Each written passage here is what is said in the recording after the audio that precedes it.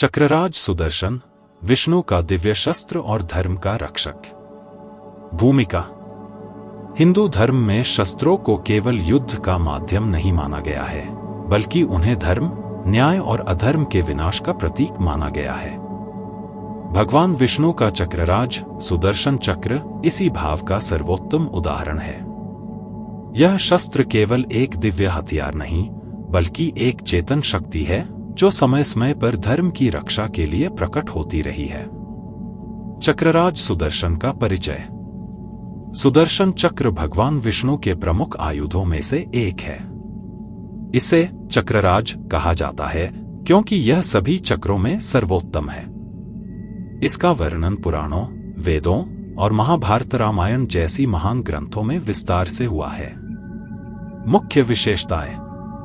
यह एक गोलाकार चक्र है जिसमें तीव्र धार होती है।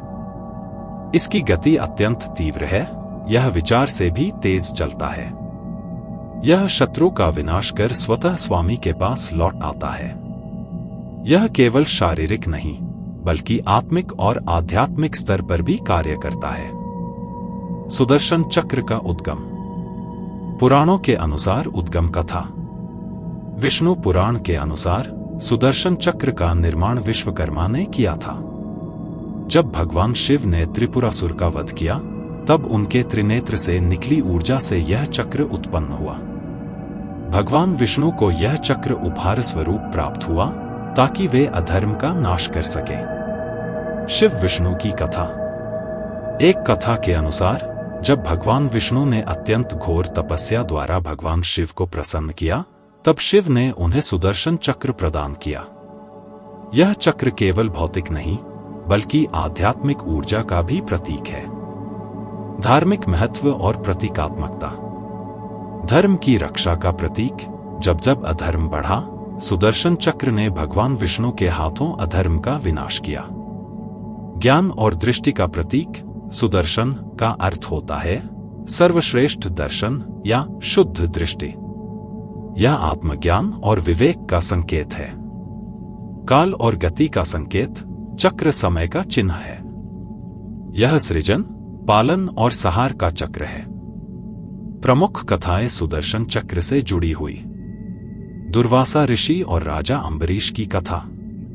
यह कथा भागवत पुराण में वर्णित है और सुदर्शन चक्र की चेतन शक्ति को दर्शाती है। कथा। राजा अम्बरीश एक परम विष्णु भक्त थे। एक बार उन्होंने एकादशी का व्रत किया और द्वादशी के दिन भोजन से पहले भगवान का पूजन कर रहे थे। उसी समय ऋषि दुर्वासा आए। उन्होंने कहा, पहले मैं स्नान कर आता हूं, तब प्रसाद ग्रहण करूंगा। राजा ने प्रतीक्षा की, परंतु ऋषि देर से लौटे। व्रत भंग न हो इसलिए उन्होंने तुलसी जल ग्रहण किया। जब ऋषि लौटे, उन्होंने इसे अपना अपमान समझा और क्रोधवश एक राक्षस उत्पन्न किया जो अम्बरीश को मारने दौड़ा। परंतु तभी सुदर्शन चक्र प्रकट हुआ और उस राक्षस को भस्म कर दिया। सुदर्शन चक्र ने दुर्वासा ऋषि का भी पीछा किया। वे ब्रह्मा, शिव और अंत में भगवान विष्णु के पास गए। विष्णु ने कहा, मैं तो अपने भक्तों का सेवक हूं। सुदर्शन चक्र अब तुम्हें तभी क्षमा करेगा जब तुम अम्बरीश से क्षमा मांगोगे। दुर्वासा ने राजा से क्षमा मांगी और तब चक्र शांत हुआ। संदेश। यह कथा भक्त की महिमा और सुदर्शन चक्र की स्वतंत्र चेतन शक्ति को दर्शाती है। श्री कृष्ण द्वारा शिशुपाल वध। राजसूय यज्ञ में जब शिशुपाल ने भगवान कृष्ण को गाली दी और 100 से अधिक अपराध किए, तब श्री कृष्ण ने चेतावनी के बाद सुदर्शन चक्र द्वारा उसका वध किया। शिशुपाल की आत्मा श्री कृष्ण में विलीन हो गई क्योंकि वह पूर्व जन्म में विष्णु का द्वेषी भक्त जय था। रामायण में मेघनाद और लक्ष्मण युद्ध। लंका युद्ध के समय जब मेघनाद ने मायावी शक्ति से स्वयं को अदृश्य कर लिया था, तब राम ने सुदर्शन चक्र का आवाहन किया। यह चक्र मेघनाद की माया को भेद कर लक्ष्मण को उसकी स्थिति बताता है। समुद्र मंथन में सुदर्शन चक्र। जब देवताओं और असुरों ने समुद्र मंथन किया, तब हलाहल विष से लेकर अमृत तक कई रत्न प्रकट हुए। विष्णु ने मोहिनी रूप धारण कर अमृत देवताओं को दिया। तब सुदर्शन चक्र ने यह सुनिश्चित किया कि असुर अमृत न पी सके। भगवान जगन्नाथ और सुदर्शन चक्र। पुरी के श्री मंदिर में भगवान जगन्नाथ के साथ सुदर्शन देव की भी पूजा होती है। वहां सुदर्शन को एक जीवंत देवता के रूप में पूजा जाता है। रथ यात्रा में सुदर्शन को सबसे पहले स्थान दिया जाता है। यह इस बात का संकेत है कि जगत का संचालन पहले धर्म के चक्र से होता है।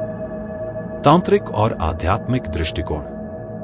तंत्र शास्त्र में सुदर्शन चक्र का प्रयोग अनेक साधनाओं और रक्षा कवच के रूप में किया जाता है।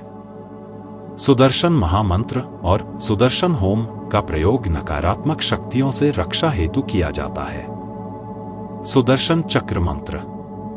सुदर्शनाय विद्महे महाज्वालाय धीमहि तन्नो चक्र प्रचोदयात्।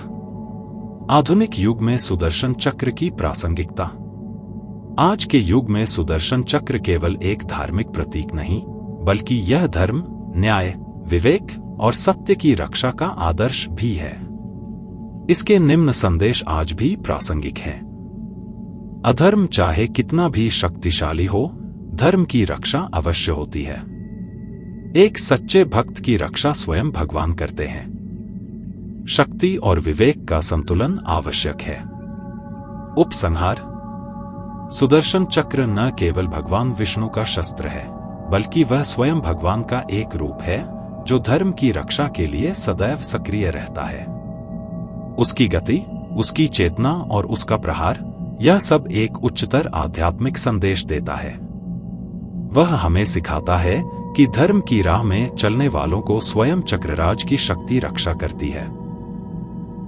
आपने शीर्षक न्यूज को सब्सक्राइब किया है? अगर नहीं किया है तो अभी कर लीजिए और शीर्षक न्यूज के फेसबुक और ट्विटर पेज को लाइक और फॉलो कीजिए। हमारी गुजारिश है कि सिर्फ हमारे पोस्ट को देखें ही नहीं, बल्कि इसे शेयर भी करें।